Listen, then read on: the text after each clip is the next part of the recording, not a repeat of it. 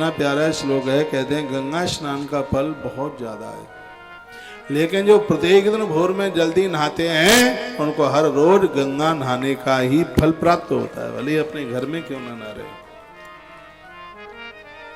सिर्फ हमें देखने से काम नहीं चलेगा, परिवर्तन करने से काम चलेगा।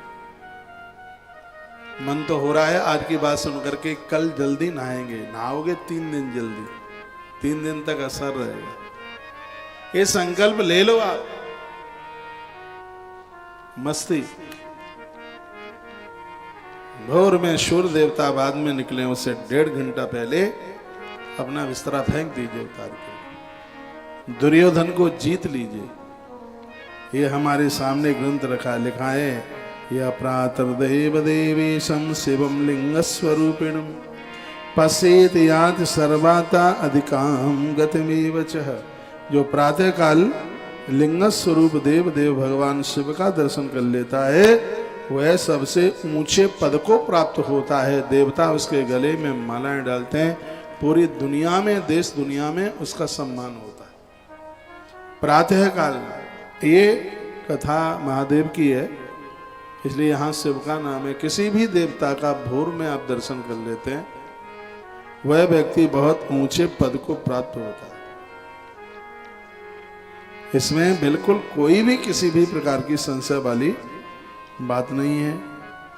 प्रातः की इतनी बड़ी महिमा बताई गई है, कहा गया है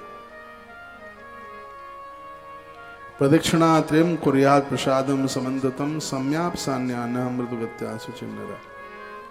पवित्र होकर के, नहा धोकर के मंदिरों की 3 परिक्रमा, 1 परिक्रमा, 4 परिक्रमा, 7 परिक्रमा करें, प्रदक्षिणा की हुई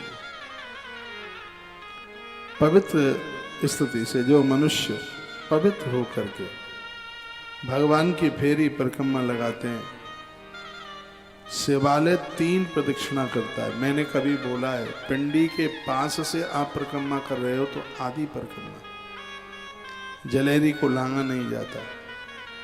लेकिन वर्णन किया कि यदि आप बाहर से परिक्रमा कर रहे हैं, 65 नंबर का श्लोक है, बाहर से आप परिक्रमा कर रहे हैं शंकर जी की, तो इसमें 3 परिक्रमा की बात इसमें कही गई है।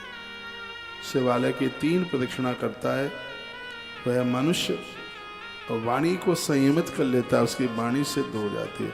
पदे पदे अश्वमेधस्य यज्ञस्य फलमाप्नुयात्, हर चरण में उसको अश्वमेध यज्ञ करने का फल प्राप्त होता है। वाचा यस्तु शिवम नित्यम समरोति, होती परमेश्वर। प्रत्येक दिन मंदिर के बाहर से 3 परिक्रमा कीजिए, अंदर से आधी परिक्रमा कीजिए, क्योंकि जहाँ पानी गिरता है उसको बिल्कुल भी लांगा नहीं जाता। तो ये बात कही गई।